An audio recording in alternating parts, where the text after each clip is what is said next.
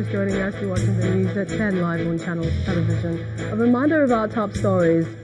As the leadership and federal government representatives in crucial meeting to end strike by lecturers in government-owned universities, President Buhari moves to reposition Nigeria police force towards expected role in internal security, approves new salary structure for personnel.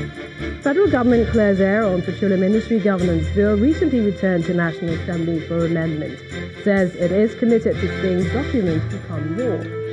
And tension rises as Ukraine's president calls for martial law following capture of his country's 3 naval ships and crew members by Russia.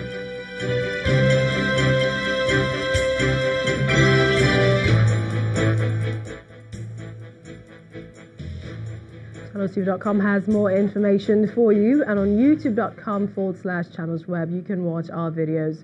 You can also watch us on your mobile device via your browser or download the Channels TV app for Android, iOS devices from their respective stores. Besides giving you access to news updates on the go, the Channels TV and Channels 24 apps have an eyewitness feature that you can use to share pictures, videos, or news of happenings around you.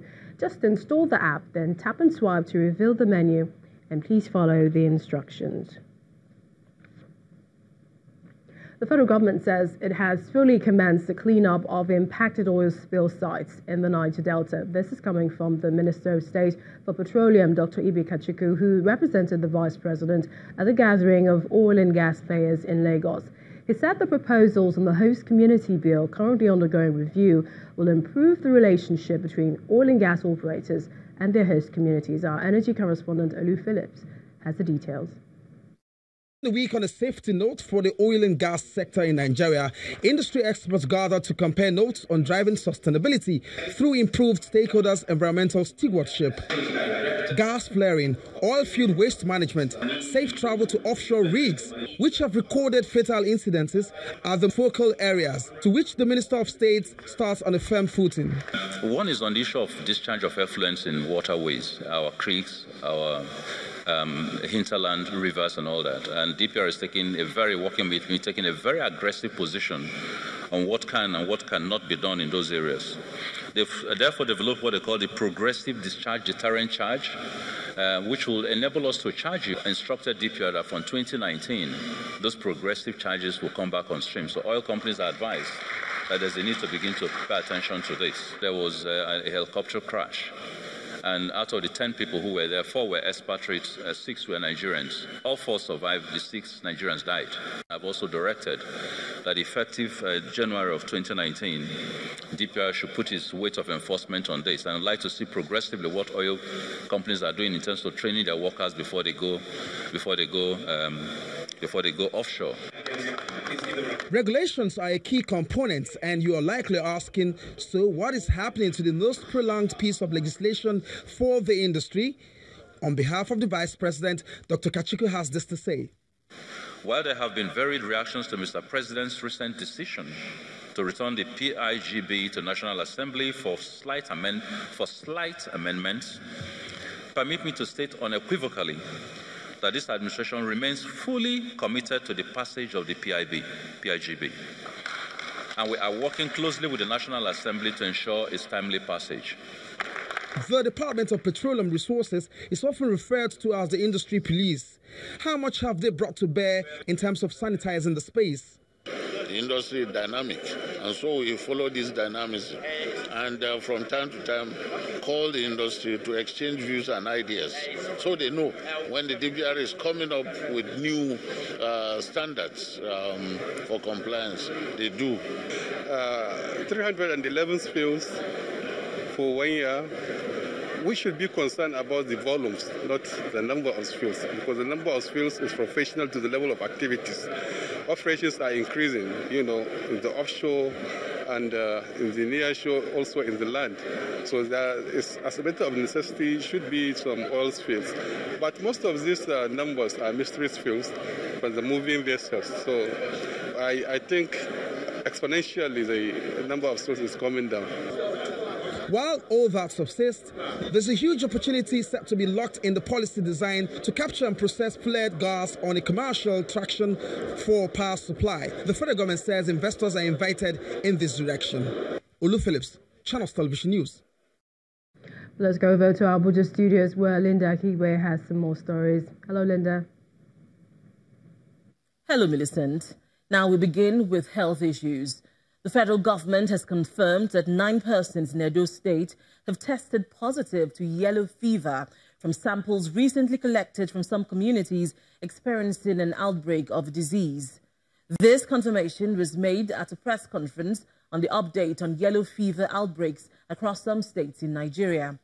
The executive director of the National Primary Healthcare Development Agency noted that a total of 41 out of the over 1,600 suspected cases reported between September 2017 and now have been confirmed positive by the WHO laboratory in Dakar. He also speaks about the federal government's efforts to upgrade local laboratories to WHO standards for proper diagnosis and sample analysis of diseases. The country has been experiencing sporadic outbreaks of yellow fever since September 12, 2017, when the first case was confirmed in a 7-year-old child from Ifelodun, LGA, Kwara State. Currently, there are over 1,600 suspected cases line-listed with 41 confirmed from the WHO Regional Reference Laboratory in Dakar, Senegal. However, distinguished ladies and gentlemen, I'm sure you are privy to the recent reports from Edo State about a fever of unknown origin that is being investigated. Tests done in laboratories have shown that 9 of the samples tested positive for yellow fever, and as such, samples have been forwarded to Dakar for confirmation. In order to quickly respond to the outbreak, the National Primary Healthcare Development Agency, the Nigeria Center for Disease Control, NCDC, the Edo State Epidemiology Team, the World Health Organization, and other international development partners are working together to rapidly conduct a comprehensive investigation and respond appropriately to the situation on ground. The federal government is seeking stronger collaboration with traditional rulers in northern Nigeria to help reduce the huge burden of unimmunized children. At a conference of the Northern Traditional Leaders Committee on Primary Health Care in Abuja, the Shehu of Bama appealed to traditional leaders in the region to educate their subjects on the importance of routine immunization.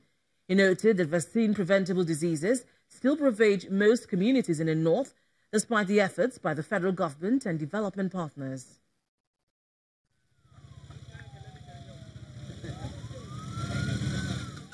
Diseases such as polio, meningitis, diarrhea, and cholera are some of the vaccine-preventable diseases that have continued to ravage most communities in Nigeria, despite some government interventions such as the routine immunization program. According to the 2016 survey on routine immunization coverage, an estimated 4.3 million children across the country are unimmunized. Over 70% of these children are in northern Nigeria. This perhaps explains why the federal government is holding this meeting with traditional rulers from northern Nigeria in Abuja.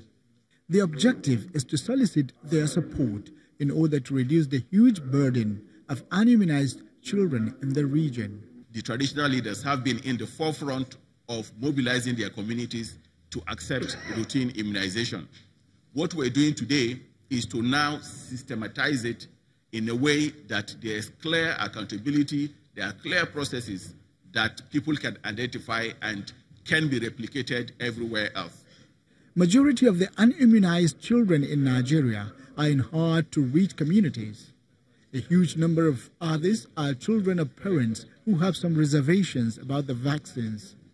In order to overturn some of these strongly entrenched behaviors, the roles of traditional rulers and health experts cannot be overemphasized. Traditional and religious institutions have continued to serve the interests of our people and responding to their welfare and needs. I am hereby calling on my fellow members to use our platforms for mobilization of our caregivers for increased routine immunization uptake and improvement of other health-seeking behavior of our people. The National Primary Healthcare Development Agency, the Federal Ministry of Health, is manned by Nigerians who are responsible. We are committed to ensuring that the vaccines that are delivered to our children are safe, that they are potent. It's the same vaccines that we give to our children. So there's no way we can be party to any form of vaccination that is not safe. Health experts have repeatedly confirmed that immunization is the strongest protection against some of the killer diseases that often ravage most communities in Nigeria. Hence, the urgent need to sustain routine immunization programs and save children from dying remains a central responsibility of all stakeholders. When the News at 10 returns, Vice President Yemi Osinbajo highlights importance of indigenous quoted companies to economic growth and progress of African securities exchanges. Join us again.